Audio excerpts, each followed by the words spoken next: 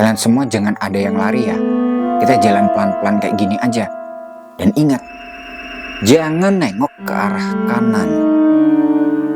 Jawab Willy dengan panik. Tapi ya, gimana ya? Semakin dilarang, mereka semua ini jadi semakin penasaran. Dan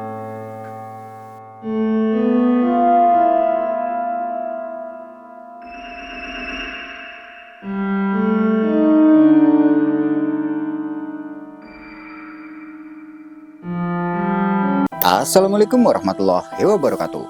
Masih dengan gua Vidi di Nyeritain Horor. Nah, pada kesempatan kali ini gue mau nyeritain pengalaman mendaki yang menurut gue ini serem banget. Jadi kisahnya ini dialami oleh 6 orang pendaki, 4 cowok dan 2 cewek. Sebut saja mereka adalah Anto, Willy, Fajar, Randy, Cika, dan Ana. Waktu itu mereka ini mendaki ke Gunung Sumbing di tahun 2019.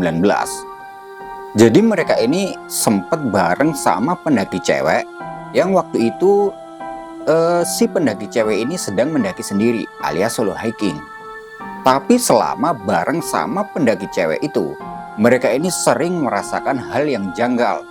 Hingga pada akhirnya mereka tahu siapa sebenarnya cewek yang bareng sama mereka itu. Udah lah ya, kita langsung aja ke ceritanya. Sebelum mulai cerita, gue mau ngucapin banyak terima kasih buat teman-teman yang udah subscribe channel ini. Dan yang belum subscribe, ayo subscribe dulu, biar kalian gak ketinggalan kisah horor yang lainnya. Nah, seperti apa ceritanya? Duduk santai sambil dengerin Vidi cerita.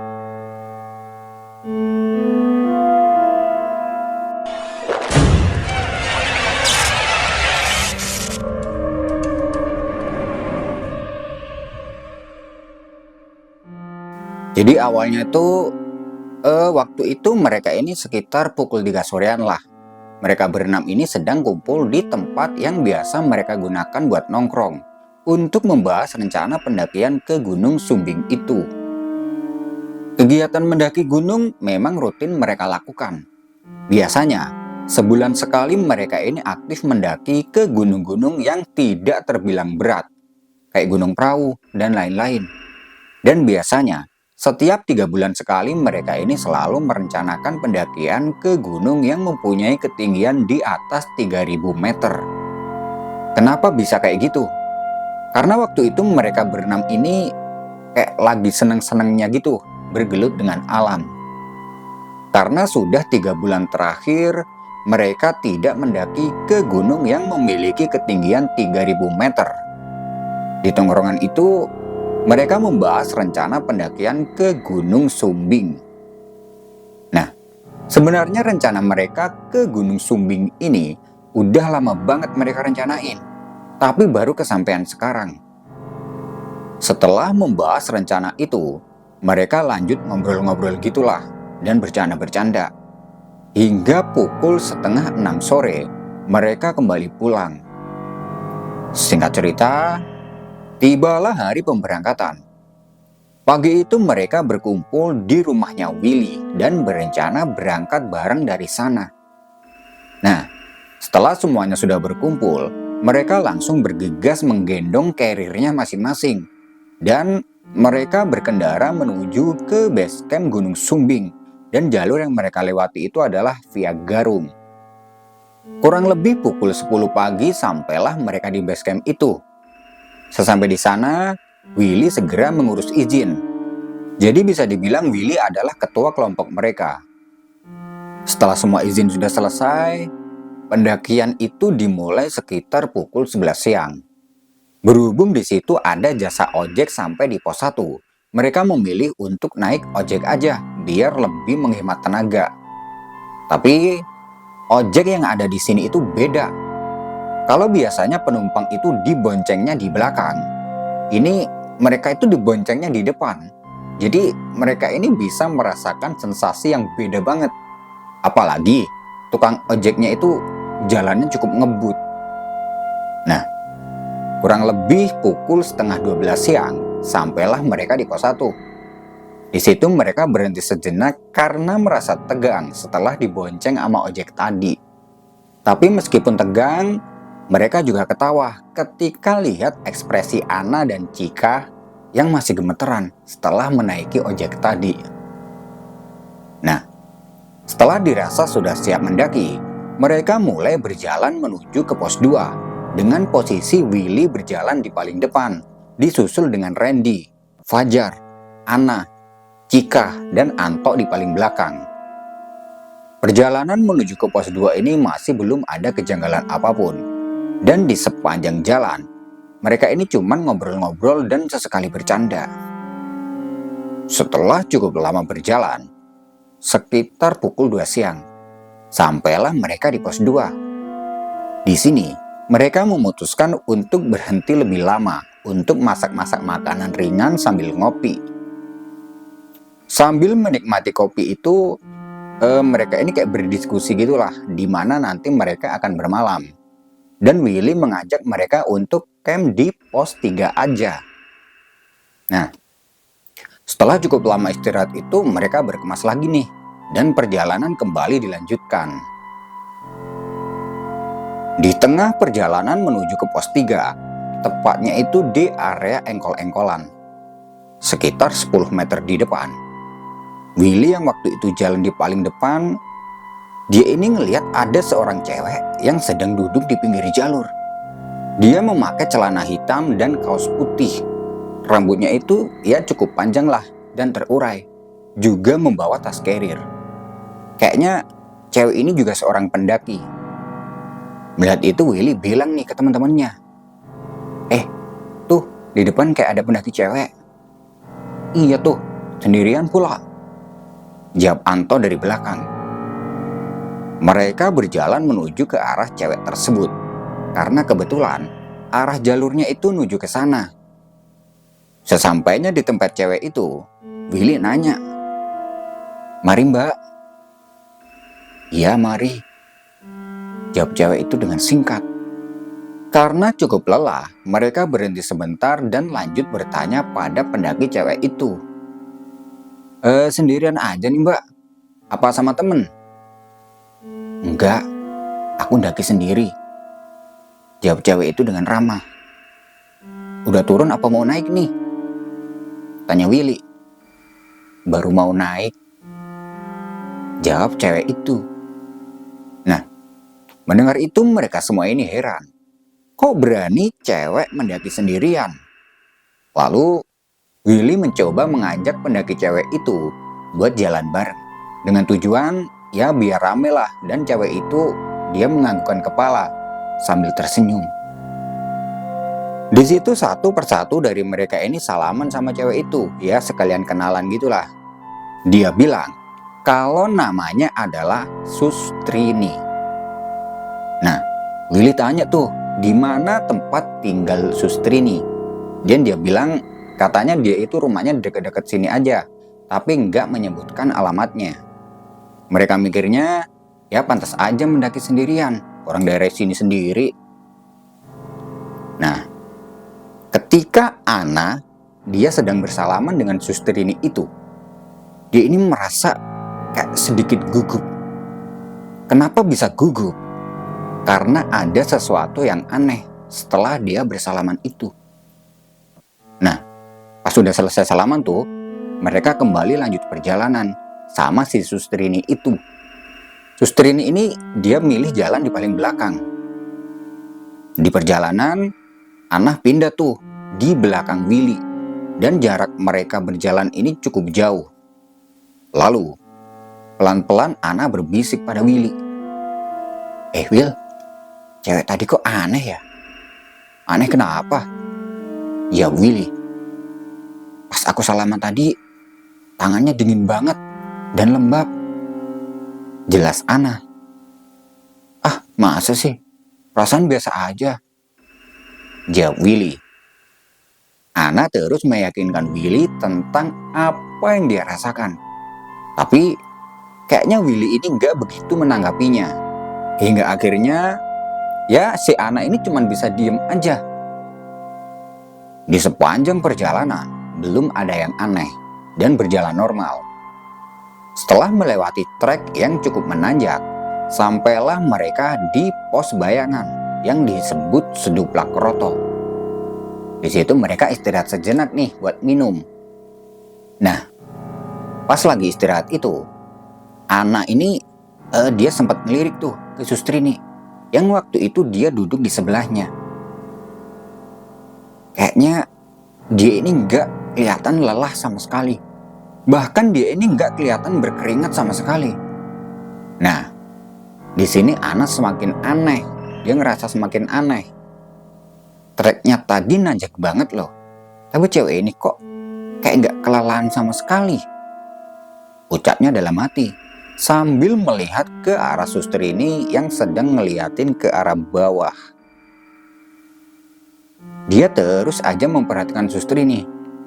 Dan ketika dia fokus memperhatikannya, tiba-tiba suster ini melirik ke arah Ana sambil tersenyum sinis. Melihat itu, Ana langsung mengalihkan pandangannya dan pindah tempat duduk di sebelah Anto, yang jaraknya itu cukup jauh dari suster ini. Sebenarnya Ana ingin bilang tentang apa yang dirasakan itu pada teman-temannya. Tapi ya dia ini nggak enak aja sama suster ini. Akhirnya dia memilih untuk menyimpan itu dulu dan tunggu waktu yang tepat aja. Nah, setelah cukup lama istirahat itu, perjalanan kembali dilanjutkan. Sebelum lanjut berjalan, Willy sempat meminta suster ini untuk jalan di tengah. Tapi dianya nggak mau. Dia itu pengennya jalan di paling belakang aja. Sambil jalan itu, Ana masih memikirkan tentang suster ini. Tapi semakin dia ini mikirin suster ini, dia malah jadi merinding. Karena teringat dengan senyuman sinis dari suster ini tadi. Di sisi lain, selama perjalanan itu, suster ini cuma diem, gak mengucapkan satu kata patah pun. Di tengah perjalanan menuju ke pos 3, Ana yang waktu itu berjalan di depan Anto, tiba-tiba dia mencium aroma yang aneh.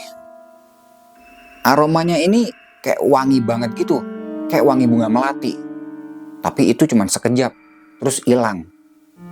Nah, gak tahu kenapa, ketika mencium bau wangi itu, spontan pandangannya ini langsung tertuju ke suster ini, yang berjalan cukup jauh di belakang. Kayaknya bau wangi itu bersumber dari arah dia. Di sini Ana bilang ke Anto, "Tok, kamu nyium bau wangi nggak?"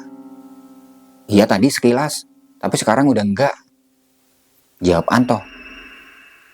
"Aku kok ngerasa ada yang aneh ya sama cewek itu." Suster ini maksudnya. "Aneh kenapa?" tanya Anto.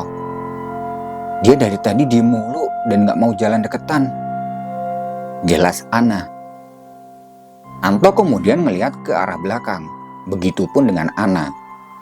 Terlihat Sustrini ini sedang menikmati jalannya sendiri sambil terus ngeliatin bawah. "Iya ya, kok aneh gitu?" ucap Anto. "Makanya tadi pas istirahat itu dia sempat senyum sinis ke aku," lanjut Ana. Anto mengajak Ana untuk berpikir positif aja. Ya mungkin aja orangnya emang gitu. Singkat cerita, sampailah mereka di pos 3 sekitar pukul 5:30 sore. Di pos 3 itu suasananya sangat sepi. Cuman ada satu rombongan pendaki lain. Itu pun jaraknya cukup jauh. Sesampainya di situ, mereka segera mendirikan 2 tenda. Satu tenda buat yang cowok dan satunya lagi buat yang cewek. Sedangkan si suster ini tadi membawa dan mendirikan tendanya sendiri. Setelah semua itu, mereka lanjut masak nih di depan tenda. Dan ketika mereka sedang masak itu, suster ini ada di dalam tenda. Melihat suster ini yang waktu itu ada di dalam tenda, Willy mengajaknya untuk ikut gabung dengan yang lain. Tapi dianya ini bilang, "Ntar aja, ntar mau nyusul." Nah, pas mereka ini lagi sibuk-sibuk masak tuh, Tiba-tiba Ana mencium aroma lagi kayak tadi, wangi. Dan mencium aroma itu spontan Ana langsung nyeletuk. Ini bau apa ya? Kok wangi gini? Mendengar ucapan Ana, mereka semua langsung masang hidung tuh. Dan ternyata benar. Yang mencium wangi itu ternyata bukan cuman si Ana aja, tapi mereka semua juga. Mereka celingukan nih, mencari sumber bau itu. Dan setelah dicari, kayaknya bau wangi ini berasal dari tendanya Sustrini. Mereka pun berhenti membahas hal itu karena mungkin di dalam tenda Sustrini ini lagi pakai parfum. Ana berinisiatif untuk mengatakan aroma wangi ini pada teman-temannya. Kalau di sepanjang jalan tadi, dia juga sempat mencium aroma yang serupa.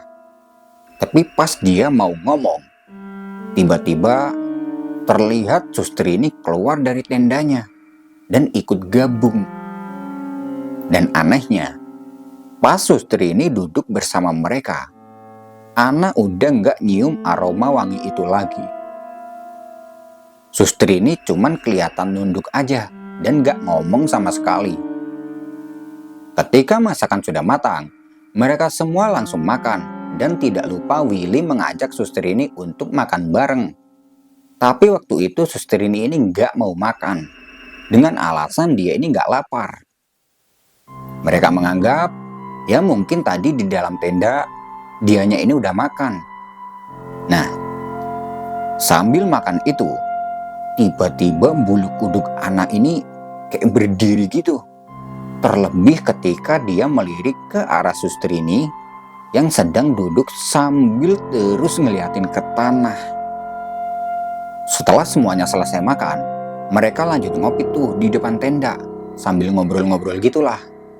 Dan pas lagi ngobrol-ngobrol itu, sesekali mereka mengajak Sustrini untuk ikut ngobrol. Tapi dia nggak mengeluarkan suara apapun. Kalau dibercandain, responnya ini cuma senyum doang. Di sela-sela obrolan itu, tiba-tiba Sustrini pamit pada mereka untuk masuk ke dalam tenda dengan alasan dia ini udah ngantuk. Setelah dia masuk tenda, Ana mulai membuka omongan. Kalian ngerasa ada yang aneh nggak sih sama pendaki cewek itu? Aneh kenapa sih? Tanya si Billy. Sejak gabung sama kita, dia nggak kedengeran ngomong sama sekali. Jelas Ana. Iya ya, aku kok baru nyadar, kata Willy. Terus kalian inget nggak sama bau wangi tadi?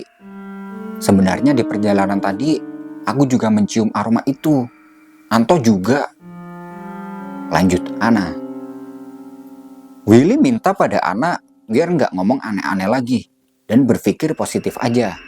Mungkin saja, ya itu emang sifatnya Sustrini. Karena malam semakin larut, mereka memutuskan untuk segera tidur. Ana menempati satu tenda bersama Cika, dan di dalam tenda itu, dia menceritakan kejanggalan yang dia rasakan kepada Cika. Tapi tanggapannya Cika ini, ya samalah kayak Willy tadi. Dia nggak begitu peduli. Ana mencoba membuang pikiran negatifnya itu pada Sustrini. Tapi kayak nggak bisa gitu. Semakin dilupakan, wajah dari Sustrini ini semakin kebayang-bayang di pikiran Ana. Sebelum tidur, Ana berdoa, semoga nggak terjadi apa-apa pada mereka semua. Nah, pas lagi tidur, Ana ini mimpi. Mimpinya itu aneh banget, tapi kayak nyata. Dan itu serem banget. Di tempat ini, di tempat campnya itu, Ana ini tiba-tiba ngerasa pengen buang air kecil. Dan dia keluar tuh dari tenda untuk mencari tempat buang air. Setelah dia keluar tenda, dia melihat Sustrini sedang duduk dengan posisi menumpangkan dagunya ini di atas kedua lutut, sambil mencoret-coret tanah pakai sebatang kayu, sebatang ranting. Melihat itu, Ana menyapa Sustrini. Mbak, kok nggak tidur? Suster ini ngelihat ke arah Ana dengan senyuman yang sinis. Lalu dia menjawab dengan nada yang datar banget. "Enggak, Mbak. Saya nggak ngantuk." Ana kemudian pergi ke belakang tenda buat melaksanakan niatnya buang air kecil tadi. Dan ketika dia sedang buang air, sayup-sayup kedengeran ada suara nyanyian dari seorang wanita yang merdu banget.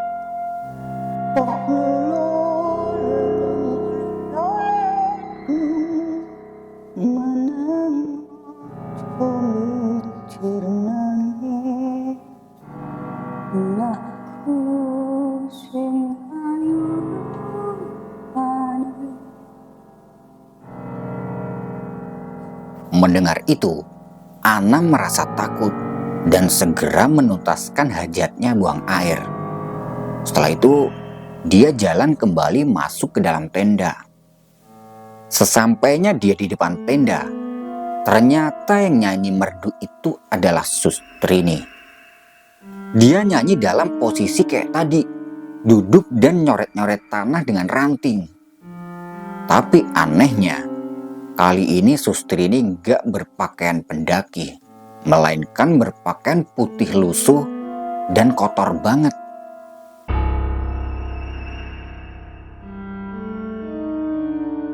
Rambutnya panjang dan berantakan. Melihat itu, Ana benar-benar ketakutan. Pelan-pelan dia jalan masuk ke tenda sambil sesekali ngelirik ke arah Sustrini. Dan ketika dia sedang ngelirik itu, tiba-tiba Sustrini noleh ke arah Ana sambil tersenyum sinis. Ana cepat-cepat masuk tuh ke dalam tenda dan menutup tendanya rapat-rapat. Di dalam tenda dia kayak benar-benar ketakutan. Suara nyanyian tadi itu masih terus dia dengar. Hingga akhirnya, suara nyanyian itu membuat Ana tertidur lelap. Gak lama setelah itu, terdengar suara Cika membangunkan dan mengajaknya untuk keluar tenda untuk nyari udara segar. "Bangun, bangun. Yuk, udah pagi," kata si Cika. Nah, bangun tidur itu, dia masih terbayang-bayang dengan mimpinya tadi. Dan dia baru sadar kalau ternyata itu cuma mimpi. Ana gak menceritakan hal itu ke Cika dulu dan langsung keluar dari tenda gitu aja. Di luar tenda, terlihat mereka yang cowok ini udah pada bangun dan sedang membicarakan sesuatu. Ternyata, yang dibicarakan pagi itu adalah Sustrini, yang pagi ini tiba-tiba udah gak ada, begitupun dengan tendanya.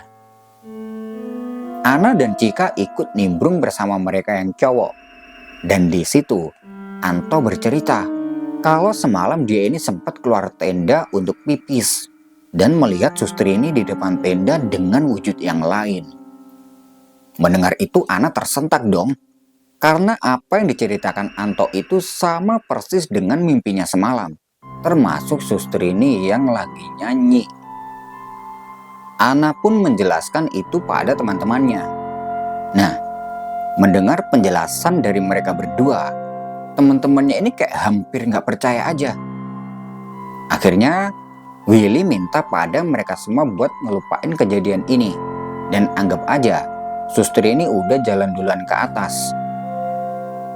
Pagi ini Ana merasa sedikit lega karena udah gak sama Sustrini lagi. Kemudian mereka masak-masak tuh dan sarapan sebelum nanti berjalan summit ke puncak.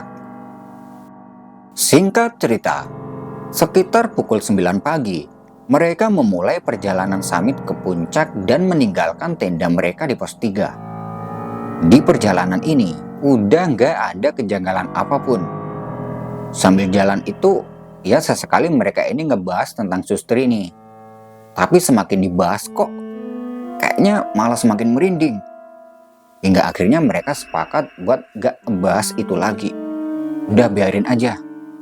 Setelah cukup lama berjalan, sampailah mereka di puncak buntu Gunung Sumbing. Nah, di situ mereka kayak ngerasa seneng banget karena misi mereka ke gunung ini bisa berjalan dengan lancar. Gunung dengan ketinggian 3000 meter di atas permukaan laut ini sukses mereka daki. Setelah cukup puas di puncak, mereka kembali turun tuh dan kembali ke pos 3. Mereka sampai kembali di pos 3 kira-kira pukul 3 sore. Di pos 3, Willy ngajak berhenti sebentar untuk istirahat. Nah, pas berhenti itu dia bilang, di puncak tadi kok aku gak ngeliat Sustri ini ya? Iya ya, apa mungkin dia ke puncak Raja Wali ya? Jawab si Randy. Iya juga sih, mungkin aja, kata Willy. Mereka nganggapnya gitu aja, karena di jalur Gunung Sumbing via Garung ini terdapat 2 puncak, yaitu Puncak Buntu dan Puncak Raja Wali. Ana minta pada mereka biar nggak ngebahas soal suster ini lagi. Ya karena jujur aja, dia ini masih takut meskipun cuman dengar namanya. Setelah cukup lama istirahat itu, mereka segera mengamasi tenda dan bergegas turun kurang lebih pukul setengah 5 sore. Di perjalanan turun, tepatnya setelah melewati area Seduplak Roto, tiba-tiba Ana mencium aroma yang sangat anyir. Dia tanya tuh ke yang lain, apakah mereka juga mencium aroma yang sama? Dan ternyata mereka semua juga sama. Di sepanjang perjalanan itu, bau anyir ini masih terus tercium dan Ana mulai merasa takut. Di sisi lain, waktu itu juga udah mulai petang. Sambil jalan, Ana terus membaca doa dan seringkali matanya mengeksplor keadaan sekitar. Di tempat mereka bertemu dengan suster ini tadi, pas naik tadi, kemarin. Tiba-tiba, aroma anyir itu perlahan hilang, hingga akhirnya udah gak kecium lagi. Di sini Ana merasa sedikit tenang, dan terus berjalan sampai mereka kembali di pos 2. Mereka sampai kembali di pos 2 itu ya sekitar habis maghrib. Di situ Willy ngajak mereka buat istirahat sebentar, buat minum. Dan pas lagi istirahat itu, Willy bilang, apapun yang terjadi, jangan sampai lari ya, kita jalannya deketan aja. Ucapnya sambil mengamati keadaan sekitar. Mendengar Willy yang tiba-tiba ngomong kayak gitu, Ana ini merinding. Nah, baru aja Willy bilang kayak gitu, tiba-tiba tercium aroma yang sangat wangi. Kayak wangi bunga melati. Mereka yang mencium bau itu cuman saling pandang. Dan mereka memberi kode untuk lanjut jalan, segera meninggalkan pos 2. Tidak lama berjalan meninggalkan pos 2, Ana yang waktu itu jalan di barisan tengah sayup-sayup, dia ini dengar ada suara wanita yang ketawa. Ketawanya itu lantang banget. Dia bilang tuh ke teman-temannya, kalian dengar ada orang ketawa nggak? Spontan teman-temannya berhenti dong dan memasang telinga. Tapi setelah Ana bilang kayak gitu, tiba-tiba suara ketawanya ini hilang, udah nggak kedengeran lagi. Mana An? Gak ada gini kok, tanya Willy. Iya udah nggak ada, tapi tadi sayup-sayup aku denger kok, jawab si Ana. Willy yang waktu itu berjalan di paling depan, dia deketin Ana dan bilang pelan-pelan, An, kalau dengar atau ngelihat apa-apa yang sekiranya nggak logis, udah ya diemin aja, jangan diomongin. Ana ngangguk aja tuh, memahami kata-kata Willy. Kemudian, Willy kembali ke posisinya di depan dan mengajak yang lain buat lanjut jalan. Mereka masih berjalan secara berdekatan. Dan ketika mereka ini melewati area yang cukup rimbun, nggak tahu kenapa, di sini Ana merasa merinding banget. Jadi tiba-tiba banget gitu. Tapi mengingat perkataan Willy tadi, dia ini berusaha buat diem. Gak lama kemudian, Willy tiba-tiba dia ngomong tuh dan memberi arahan ke yang lain buat jalan pelan-pelan aja. Sepertinya dia sedang melihat sesuatu yang gak logis. Mereka semua cuma bisa nurut aja. Nah, setelah beberapa langkah jalan, tiba-tiba sayup-sayup Ana dengar ada suara kayak nyanyian khas Jawa gitu.